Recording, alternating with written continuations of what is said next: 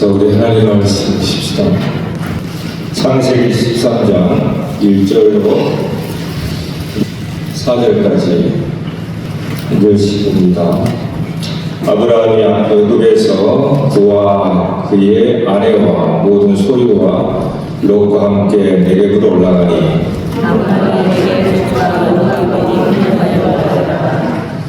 그가 네겝에서부터 길을 떠나 베델에 이르며 베델과 아이 사이에 곧 전에 장막졌던 곳에 이르니 그가 처음으로 자기를 쌓은 곳이라 거기서 여호와의 이름을 불렀더라. 아멘. 할렐루야. 소리 인사 한번 해주십시다. 하나님의 영광이 나타나길 바랍니다.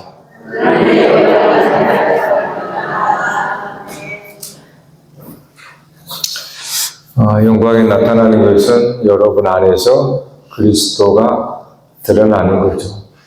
근데 그리스도가 드러나는 것은 말씀의 빛이 비추기를 바라는 거예요. 말씀의 빛이 비추기를 바랍니다. 그림 하나 보고 시작하십시다. 그림 하나 띄워줄래요? 네겝. 자, 우리가 지금 아브라함의 이동을 보잖아요. 지난번에 아브라함의 첫 번째 가나안에 갔어요. 그게 12장입니다. 12장 9절, 8절, 9절에서 가나안에서 아브라함이 제단을 쌓고 거기에 여호와를 불렀습니다. 그런데 점점 남방으로 왔죠. 제가 화살표를 그려놨어. 남방에 네겝이라고 되어 있어요. 네겝. 오늘 우리가 읽은 본문에 네겝이라고 나오죠. 그 네겝가 히브리어고 음역한 거고 그 뜻이 남방이라는 뜻이에요. 남쪽.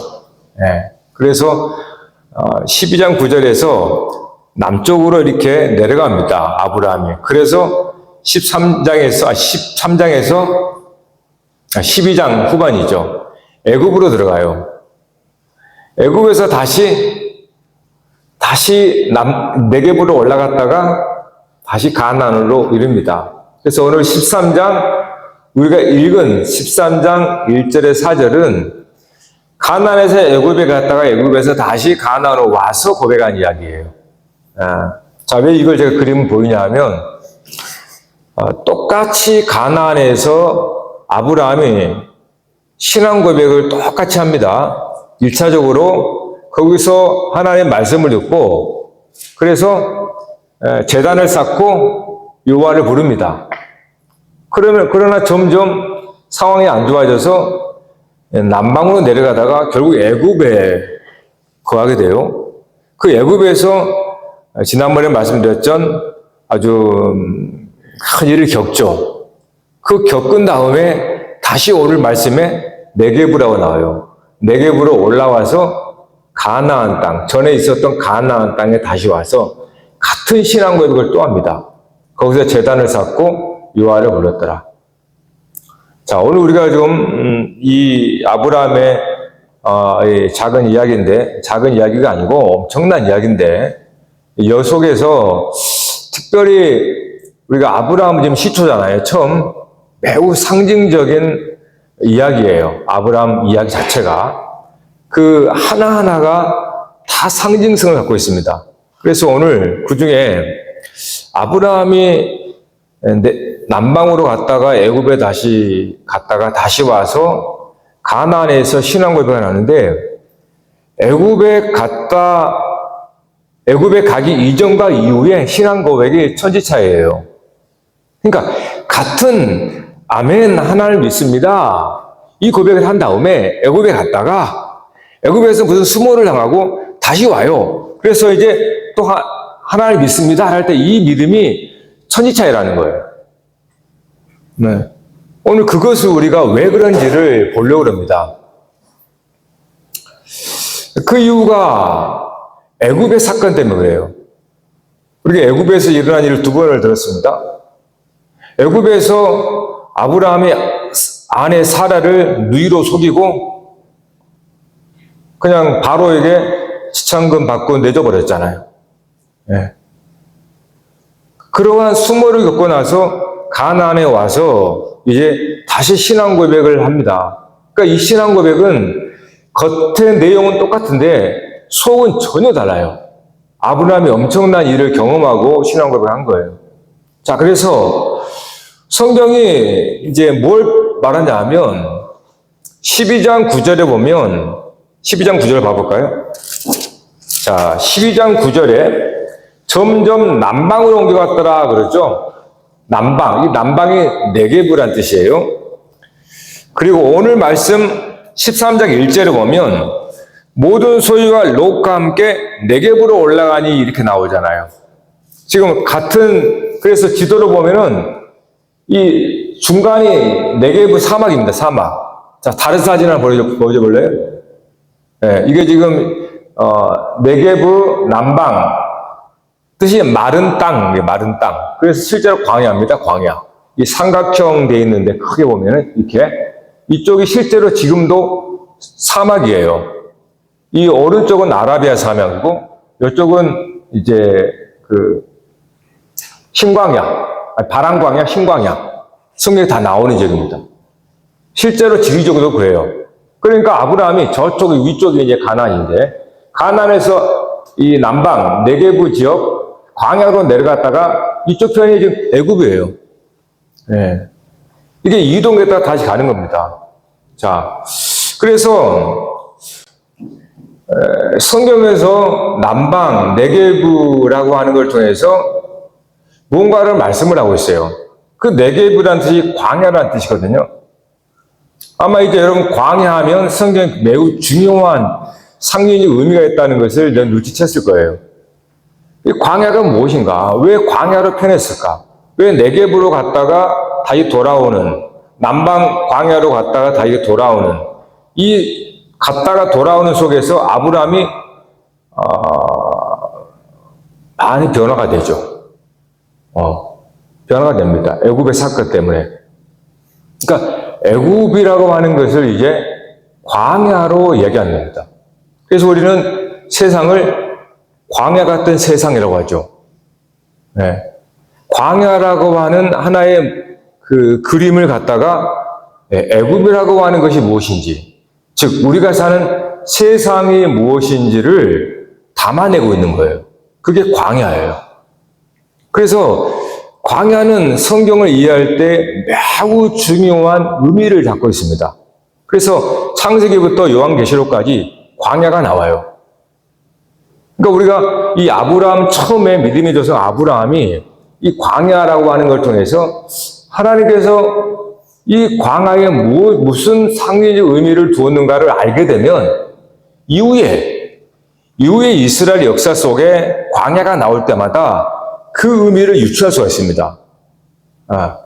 그러니까 광야라는 처음에 그 의미를 딱 알고 나면 우리가 마지막 요한계시록까지 그 하나의 뜻을 가지고 바라볼 수 있다는 거예요. 그래서 오늘 이 광야가 무엇인가? 아브라함이 이 광야라고 하는 애굽을 통해서 무엇을 깨달았는가? 왜 광야 이전의 고백과 광야 이후의 고백이 천지 차이인가? 무엇이 그렇게 이 아브라함의 고백을 바꿨는가 하는 부분을 이제 광야라고 하는 걸 통해서 하나님께서 말씀을 주세요. 자, 아브라함이 가나안에 있다가 이제 애굽으로 내려갔단 말이에요. 그때 상황을 기근이 심하게 들었다 그랬어요. 기근이란 뭡니까? 광야란 뜻이에요. 광야의 다른 말이 기근이잖아요. 척박하고 마른 땅. 즉, 줄이고 배고프고 광야니까 물이 없죠. 목마름. 줄이고 목마른 상황이죠. 그거를 기근이라고 그러고, 그거를 광야라고 말하는 거예요. 그러니까 다 같은 말입니다. 광야, 기근, 줄이고 목마름이라는 거예요. 그래서 이러한 상황이 변하자 아브라함은 점점 남방으로 내려가서 애굽에 이르게 됩니다. 당연히 양식을 구하기 위해서. 그 애굽에 들어갈 때 아브라함은 자기 아내 사라를 누이라고 속이고 자기 살고자 그렇게 이야기를 하죠. 그리고 사라를 바로에게 넘겨줘 버립니다. 물론 그 대가로 이제 검은 보화와 가축과 많은 걸 얻었죠. 여기서 아브라함이 1차적으로 깨달은 게 있습니다. 하나님께서 바로가 아브라함을 책망할 때 아브라함은 찍소리 못해요. 아무 말도 안 나와요. 왜냐하면 말할 염치도 안 되지 사실은. 그러면 아브라함이 거기서 깨달은 게 뭘까요? 아브라함의 뜻이 고귀한 아버지인데 고귀한 아버지가 완전히 자기 아내 사라를 팔고 양식을 얻은 그런 부끄러운 사람이 되어버려요. 자, 그러면 이건 무슨 말인가? 하나님께서 너에게 큰 민족이 되겠다, 즉 자손을 주겠다라고 하는 약속을 했단 말이에요. 그래서 아브라함은 아멘, 자식이 없는데 아멘 하고 제단을 쌓았단 말이에요. 그런데 그가 애굽에서 깨달은 건 뭐냐면 내가 하나님의 약속을 믿는다고 하지만은 현실에서는 전혀 믿지 않은 사람이구나. 조금 기근이 오고 뭔가 이제 배가 고프고 뭔가 어려움이 오니까 그냥 약속의 땅에서 내려가 버려요. 그리고 거기서 이 사라를 헌신짝처럼 그냥 버려버려요. 자기 살겠다고. 그 사라는 하나님의 씨를, 즉 자식을 낳는 여인입니다. 돕는 배필이라는 거예요. 그런데 이 자기 살겠다고 사라를 바로에게 넘겨줘 버리는 거죠. 이 말은 하나님의 약속을 믿는다고 분명히 가나안에 자기가 장담을 했지만 상황이 어려워지자, 기근이 들고 배가 고프고 목마르자 그는 그 약속을 헌신짝처럼 배반해 버립니다. 아브라함은 거기서 자기를 본 거죠. 내가 하나님의 약속을 아멘 하고 받았지만 내가 이 약속을 지킬 인물이 아니구나. 내가 하나님의 약속을 지킬 수 있는 존재가 아니구나. 자기의 수치와 부끄러움이 드러나는 거예요. 그게 애굽입니다. 광야라고 하는 것이 바로 그런 것이에요. 배고프고 목마르고 하는 그러한 이 척박한 환경 속에서 하나님의 약속의 말씀을 붙들다고 이야기했던 나의 부끄러움이 드러나는 것이 광야예요. 그게 애굽이라는 거예요. 그게 세상이에요, 여러분. 자, 그러나 아브라함이 그것만 깨달은 게 아니에요. 그렇게 깨달음과 동시에 아브라함은 하나님을 만나게 됩니다. 즉, 하나님께서 사라를 취했던 바로에게 재앙을 내리죠. 재앙을 내려서 사라 손도 못 대게 하죠. 바로가. 그래서 사라를 보살피는 겁니다. 사라를 지킨 겁니다. 누가? 하나님께서. 사라는 약속의 통로예요. 자손이라고 하는 약속의 통로인데 하나님께서 바로에게 재앙을 내리사, 성경 그렇게 나와요. 재앙을 내리사 사라를 손도 못 대게 보호합니다. 지켜줘요. 자, 아브라함이 거기서 그걸 본 거예요. 첫째는 자기의 무능함, 약속을 믿는다고 하지만은 도저히 나를 지킬 수 없는 그런 상황에 따라서 그렇게 해버리는 나 자신. 동시에 하나님께서 약속을 반드시 이루신다고 하는 그거를 깨닫게 되는 겁니다. 그래서 그가 이 부끄러움 가운데 돌아와서 가나안에서 다시 제단을 쌓습니다. 베델에서. 그러니까 네게브 사막이라고 하는 광야라고 하는 것은 어떤 곳인가? 말 그대로 척박하죠? 마른 땅이죠? 물이 없다는 뜻이에요. 목마르고 줄인 곳입니다. 이거는 아브라함을 시험하는 거죠. 그러니까 아브라함이 하나님의 약속을 믿습니다라고 제단을 쌓았단 말이에요. 그 믿음을 이 광야라고 하는 하나의 환경을 통하여서 그 믿음을 시험하는 겁니다. 그래서 광야는 어떤 곳이냐? 시험 장소예요. 광야는 시험 받는 곳입니다. 여기서 우리가 네게부 광야가 무엇인지, 하나님께서 이 광야를 통해서 무엇을 아브라함에게 가르쳐 주시고 오늘 우리에게 가르쳐 주시는지 좀 알게 됩니다. 여러분, 광야는 시험 받는 장소예요. 시험 받는 장소. 여러분, 시험이라고 하는 것은 모든 테스트죠. 테스트. 즉, 시험을 통해서 너의 믿음을 한번 보자 그 말이에요. 오늘 우리의 믿음이 있잖아요. 오늘 우리의 믿음을 한번 따져보자. 한번 진단해보자. 그게 광야예요. 그래서 이건 이스라엘 백성들에게도 동일하게 나옵니다. 이스라엘 백성들에게. 이스라엘 백성들을 하나님께서 출애굽한 다음에 어디로 인도합니까? 광야로 인도하죠. 이스라엘이 광야 40년을 지났단 말이에요. 왜 하나님께서 광야로 인도하는가? 아브라함에서 이미 이 얘기를 한 겁니다. 그러니까 다시 이스라엘을 통하여서 그 아브라함의 이야기를 다시 재현하는 거죠. 근데 갱신하는 거죠. 좀 더 점증적으로 그 뜻을 밝히는 거죠. 하나님께서 이스라엘 백성을 광야로 인도를 한단 말이에요. 광야로 인도하는 목적에 대해서 모세가 신명기 8장에서 이렇게 말합니다.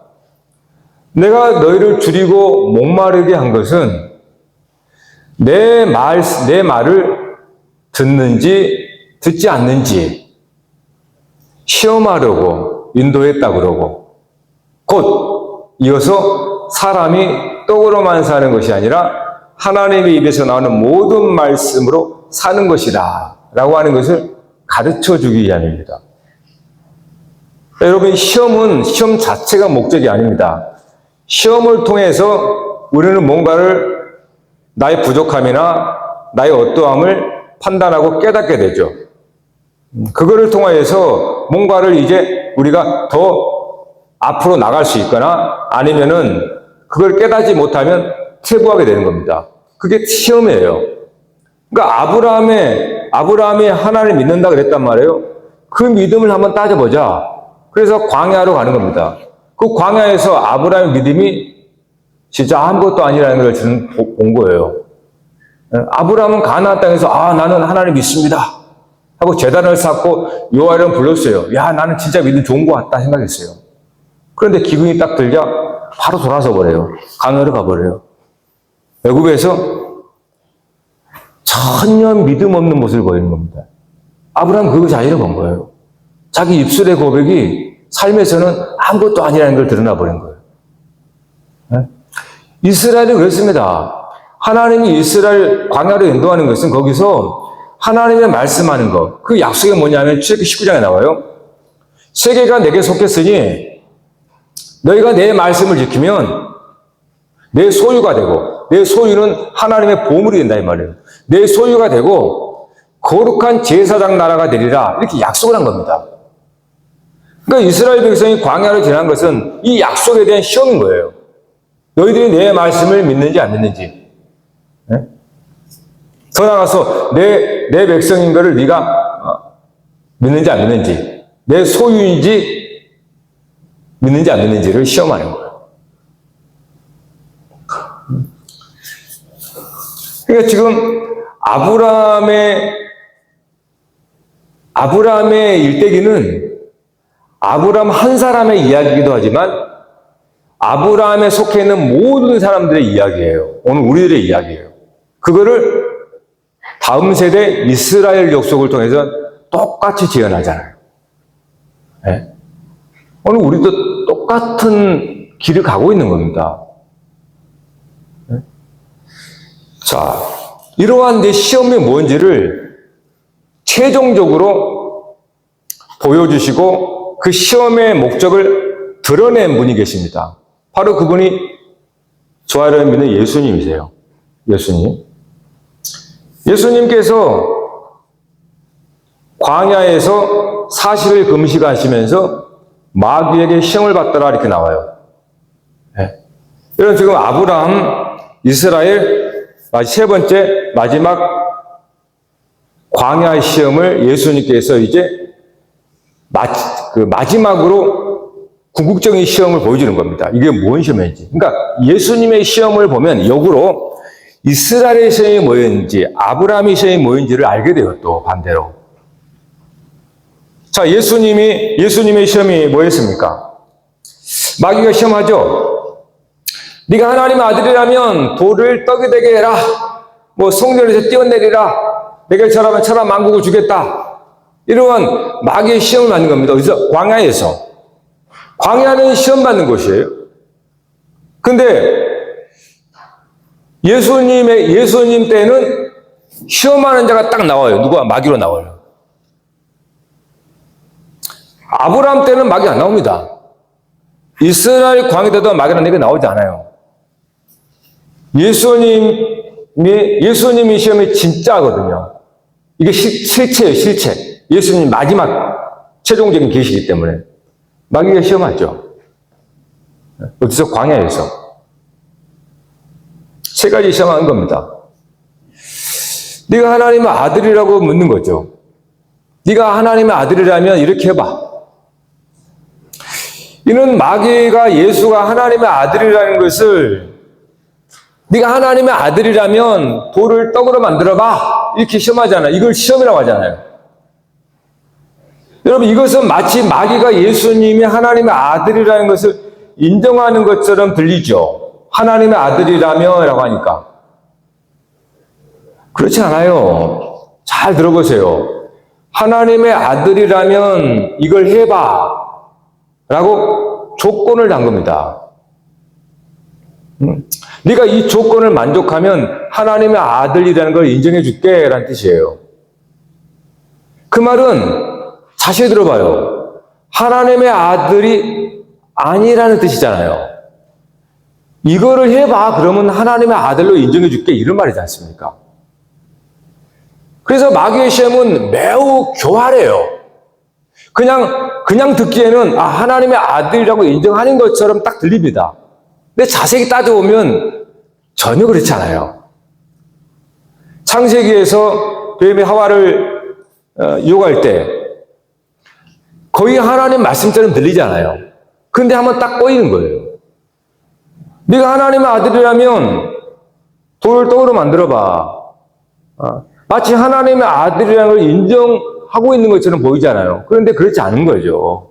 이거를 네가 해봐. 이 사역을 해봐. 이 기적을 일으켜봐. 그러면 내가 하나님의 아들인 거야. 이렇게 말해주는 거예요.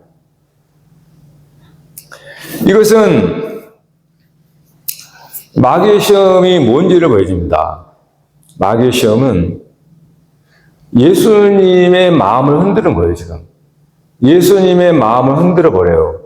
그러면 예수님의 마음을 흔든다는 게 뭐냐 하면 예수님이 하나님의 아들이라고 하는 것에 의심을 심어줘 버리는 거예요. 의심하게 만들어 버리는 거예요. 예수님이 하나님의 아들이라는 것을 의심하게 만들어요, 스스로. 그러나 예수님이 어떻게 마귀의 시험지를 잘 풀어갑니까?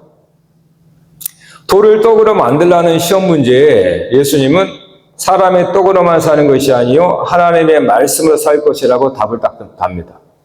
두 번째, 성전 꼭대기에서 뛰어내리라. 그러면 천사가 너를 받쳐줄 거야. 라고 하는 그 시험 문제에는 주 너의 하나님을 시험하지 말라라고 딱 답을 써요. 세 번째 마지막 시험에는 천하 만국을 주겠다. 내게 절하라. 이 말이잖아요. 근데 예수님이 뭐라고 합니까? 주 너의 하나님께 경배하고 그만 섬기라. 이렇게 답을 달고 딱 시험지 제출합니다. 자, 여기서 주목해야 됩니다. 여러분, 마귀가 예수님을 시험하는 목적이 무엇인가? 결국 예수님이 하나님의 아들됨에 대한 의심을 심어주는 거예요.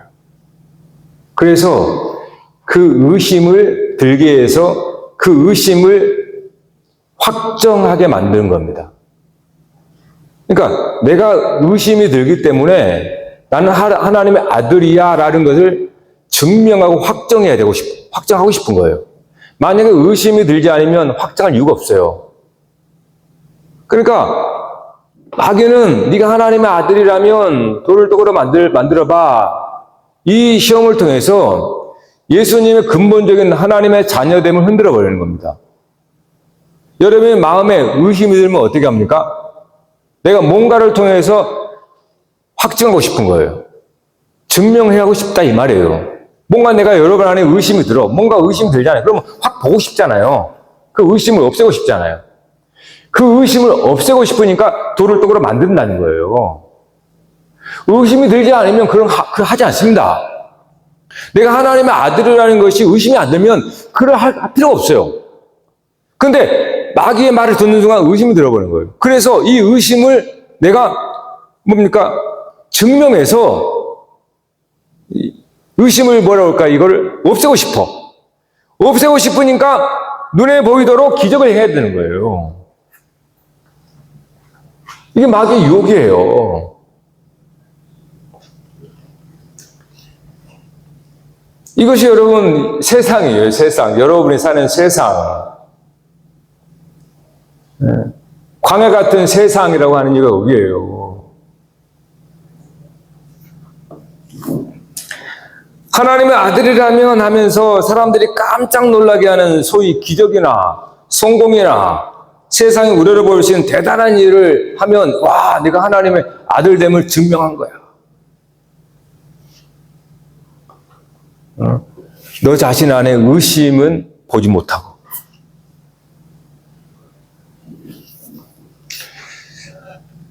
근데 예수님은 어떻게 응수합니까? 마귀의 시험에? 이게 오늘 여러분이 눈이 밝아지면 좋겠어요. 시험에.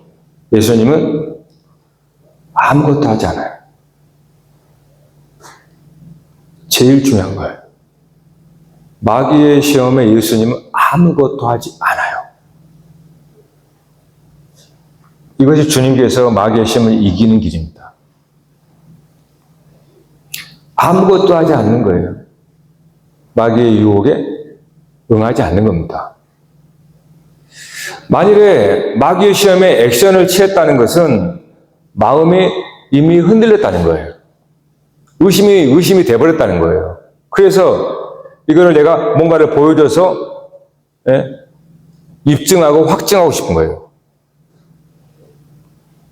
하나님의 아들이라는 확신을 이 어떤 눈에 보이는 행위를 통해서 어떠한 사람들의 이목을 집중해 뭔가를 통해서 내가 보이고 싶은 거예요. 왜요?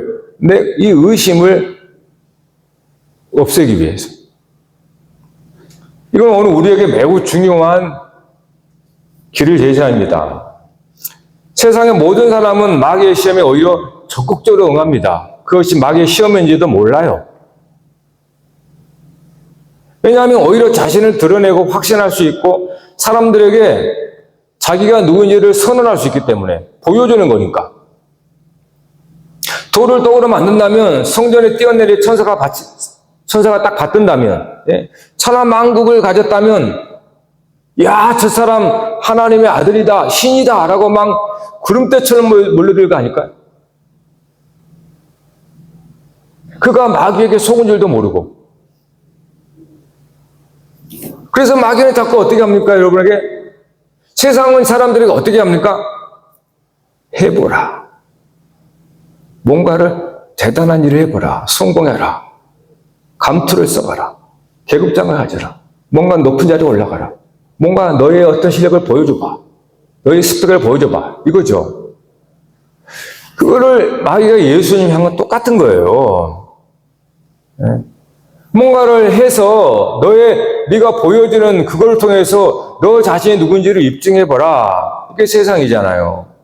그래서 사람들은 계속 자기 이름을 내고 자기의 어떤 걸 이루기 위해서 열심히 잠도 안 자고 열심히 뭔가를 이뤄내서 행위를 하잖아요. 열심으로.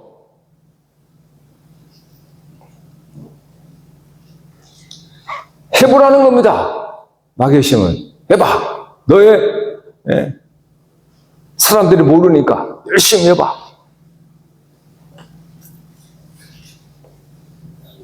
그래서 그들의 시험 점수는 0점이에요.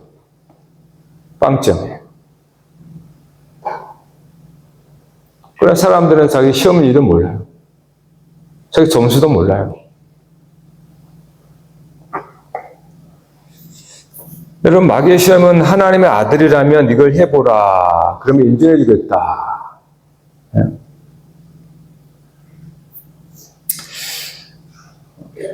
여러분, 사람들이 왜 이렇게 지금 전쟁하고 난리예요? 뭐를 입증하고 싶은 거예요, 저들은? 저쪽에서는 뭘 쏘아요? 이쪽은 왜 맞바닥에 왜 쏘아요? 둘 다 마찬가지예요. 뭐를 증명하고 싶은 거예요? 그래서 뭔가를 증명하고 싶은 거예요. 그러니까 행위를 하는 거예요. 힘을 증명하고 싶다든가 아니면 내가 대빵이야 라는 것을 증명하고 싶든가.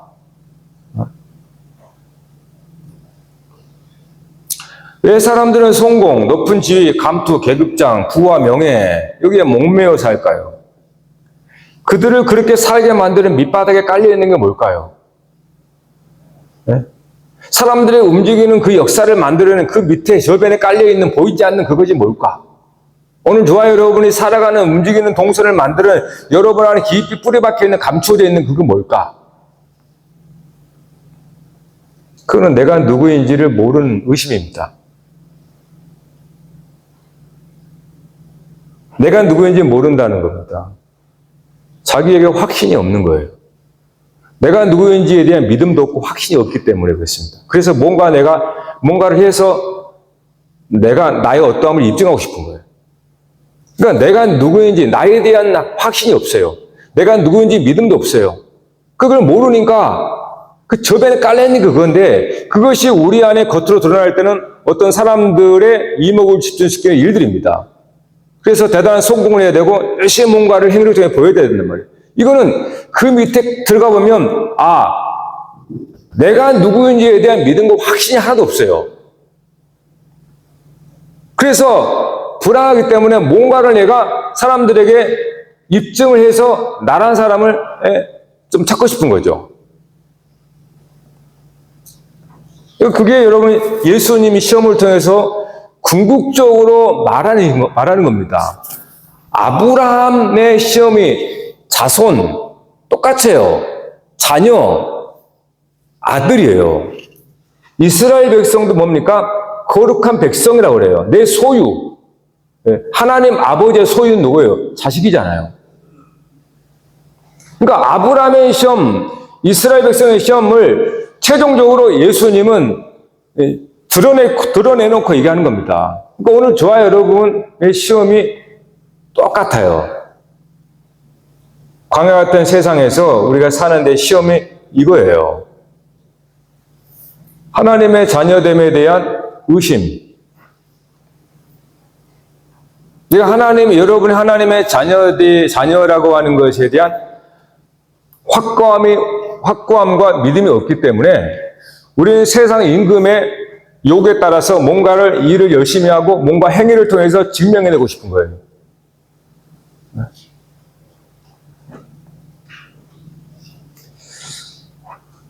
이게 시험이에요, 여러분. 여러분이 하나님의 자녀, 네가 하나님의 자녀이거든 이거 말이에요. 예수님 똑같이 네가 하나님의 아들이거든 여러분에게 하나님의 자녀이라면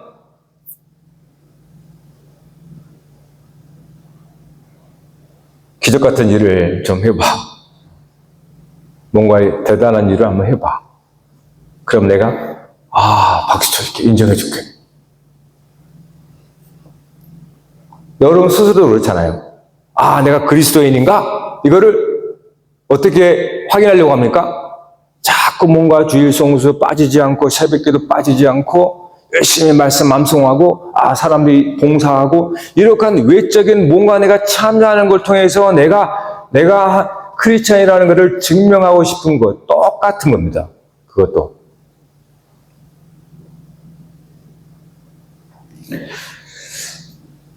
예수님은 아무것도 하지 않았어요. 마귀 3번의 시험에 아무것도 하지 않았어요. 돌을 떡으로 만들라는 시험에 사람이 떡으로만 살 것이 아니요 하나님의 말씀을 할 것이라. 그냥 이 신명기의 말씀을 그냥 한 거예요. 두 번째 시험에도 성전에 뛰어내리면 천사가 와서 딱 받쳐주면 시편이잖아요.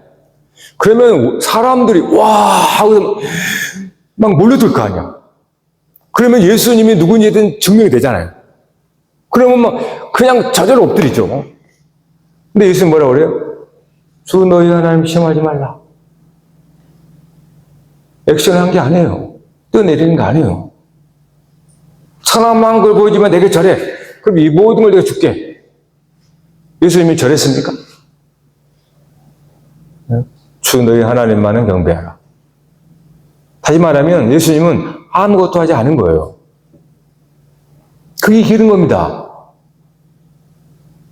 여러분이 어떤 누군가의 요구에 액션을 취하는 순간 이미 그 사람에게 끌려가고 있는 거예요. 마귀에게. 예수님은 그럴 필요가 없어요.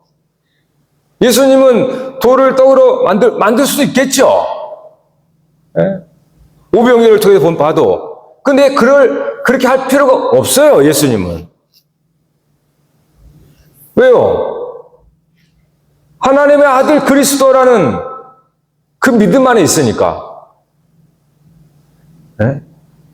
네가 하나님의 아들, 이 그리스도란 말이잖아요. 하나님의 그리스도냐? 예수님은 그걸 증명할 이유가 없어요. 그는 아버지와 함께, 아버지 안에 아버지 안에 함께 있는데 뭘 증명을 해요? 함께 하지 않기 때문에 증명해서 내가 아버지 아들이라는 것을 보이고 싶은 거예요. 여러분, 동사무소 가서 서로 호적 뜨면은 여러분 부모님 누군지 나오죠?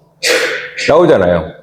그러면 여러분 자녀라는 거를 여러분 뭔가 세상에 열심히 살아서 살면 호적에 뭔가 바뀌나요? 그때 여러분이 비로소 힘이 했다가 확 그런 거 아니잖아요. 하물며 하나님 아버지고 우리는 그의 자녀, 아들, 딸인데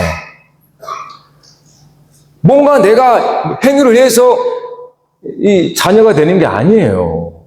이미 하나님의 자녀 안에 있는 거예요. 그런 믿음과 확신이 있으면 아무것도 하지 않습니다. 근데 여러분 여기서 오해하지 마세요. 아무것도 하지 않는다는 말을 오해하면 안 됩니다. 아무것도 하지 않는다는 이야기는 내가 이 일을 하는 목적을 누구에게 판단받거나 뭔가를 입증하기 위해서 하지 않는다는 뜻이에요. 일을 안 한다는 게 아니고. 네? 일을 해야죠. 딱에 주어진 일을 해야 됩니다. 그러나 마치 마귀 시험한 것처럼 내가 일을 열심히 해서 누군가에게 내가 인정받고 칭찬받고 내가 어떤 걸 평가받기 위해서 하지 않는다는 거예요. 그건 안 하는 겁니다. 그건 하지 말라는 거예요. 그게 안 한다는 뜻이에요. 우리는 각자 맡겨진 주어진 일을 해야 됩니다. 그러나 그 이상 그 이하도 아닙니다. 네?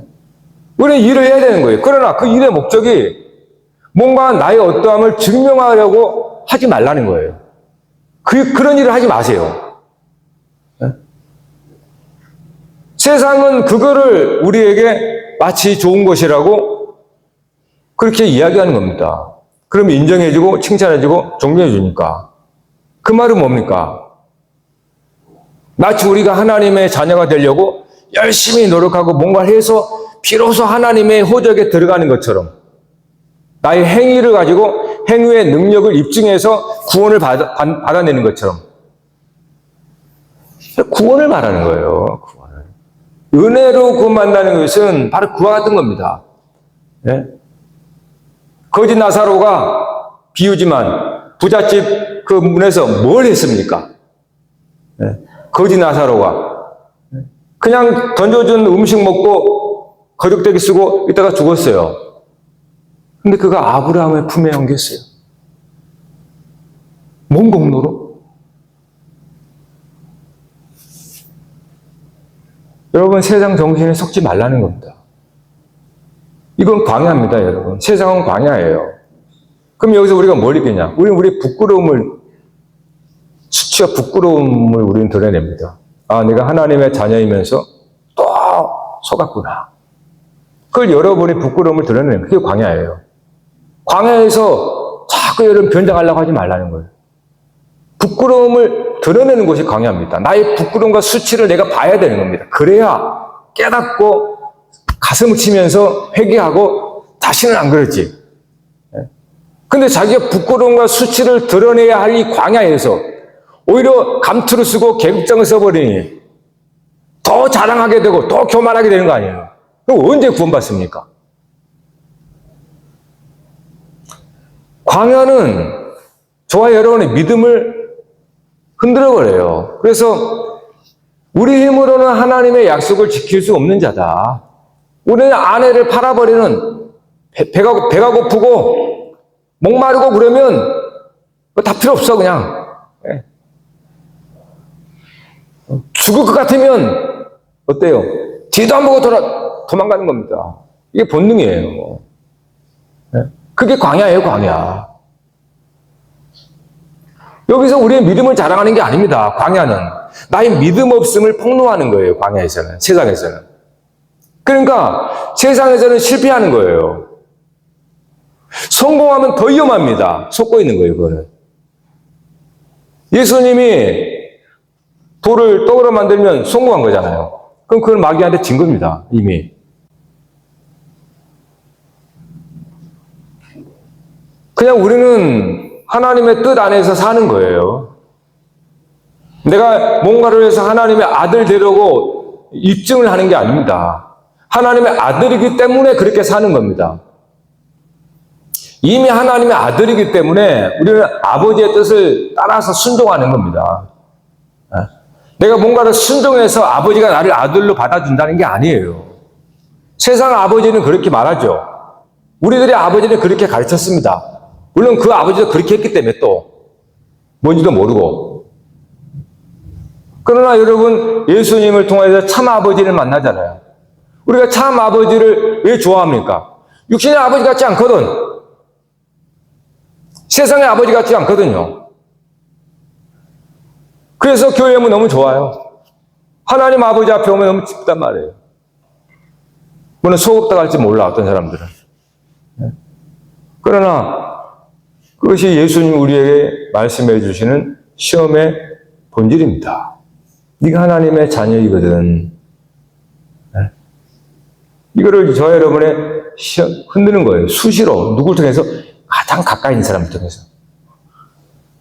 옆에 있는 사람을 통해서. 그래서 우리는 수고하고 무거운 짐을 지고 가는 겁니다. 그게 여러분이 사는 세상이에요. 우리가 사는 세상. 그래서 우리는 교회에 오면 편안해야 돼요. 여러분, 정말 아버지 하나님께서 그분은 영원 전부터 영원까지 우리 아버지거든요. 그러니까 우리를 광야로 보내서 이 광야에서 네가 어떻게 하나님의 자녀가 된 줄을 한번 깨달아라. 그래서 우리는 세상에서 성공이지만 실패인 겁니다. 우리가 실패하는 자에게 성공이 되는 거예요. 왜냐하면 세상에 실패하면 자기 부끄러움을 알거든요. 그러므로 두 손 들고 갑니다. 하나님, 염치 없지만 나를 받아주세요. 그런데 세상에서 기적을 일으키고 기적 같은 일을 행하고 막 그러면요, 성공한 거잖아요. 그럼 하나님 앞에서는 그래, 너 잘났으니까 네 맘대로 살아. 그런 거 아니겠어요? 여러분, 우리는 우리에게 주어진 일을 할 뿐입니다. 그 주어진 일이라는 것은 하나님의 뜻입니다. 하나님의 뜻은 그리스도죠. 그리스도는 하나님의 뜻 자체예요. 그래서 그리스도를 통해서 하나님의 뜻을 보여주신 겁니다. 결국 그것이 이웃을 사랑하는 거예요. 세상의 요구에서가 아니에요. 우리가 학교에서 배운 도덕 때문에 하는 거 아닙니다. 뭐 윤리기 때문에 하는 거 아니에요. 그건 사람들이 하는 거고, 예수 믿는 사람들은 세상에 반 도덕의 윤리 때문에 하는 게 아니고 하나님의 뜻이기 때문에 하는 거예요. 믿습니까? 하나님의 뜻에 순종하는 것 뿐이에요. 그거를 사람들은 선하다, 의롭다 할지 몰라요. 그러나 우리 자신은 선하다, 의롭다 하지 않아요. 아니, 아버지의 뜻이니까 한 겁니다, 그냥.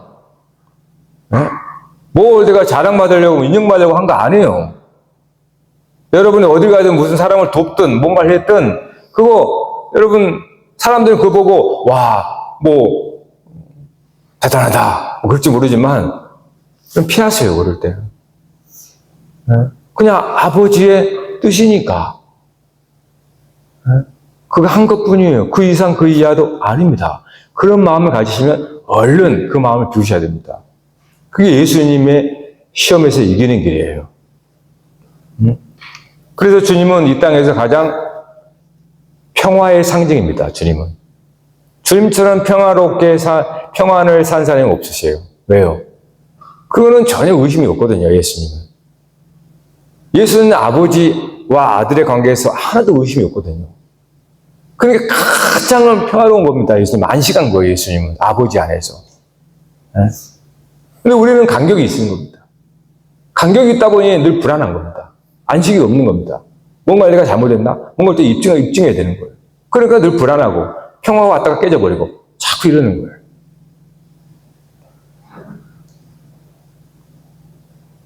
그래서 우리가 예수님을 따른다라고 하는 것은 예수님의 십자가, 즉 내 자신을 부정한다. 여기서 부정한다는 건 뭡니까?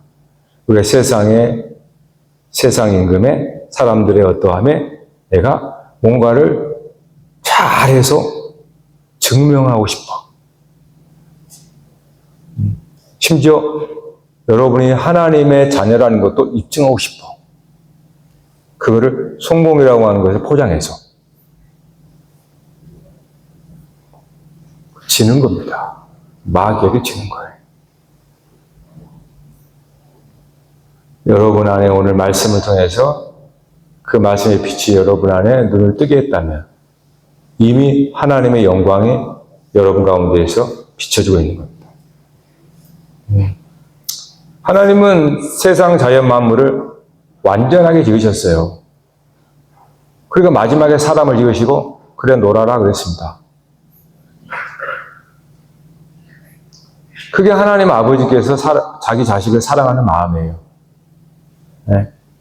그러니까 오늘 여러분 비록 우리가 세상에 살아서 우리도 모르게 아브라함처럼 그냥 하나님의 자녀인 줄도 모르고 그냥 세상의 자녀인 것처럼 그렇게 살아버리잖아요.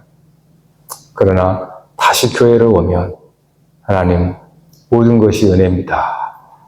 은혜였습니다. 라고 여러분이 안식했으면 좋겠습니다. 할렐루야.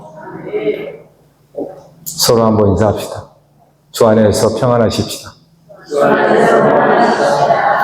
찬양하십시다.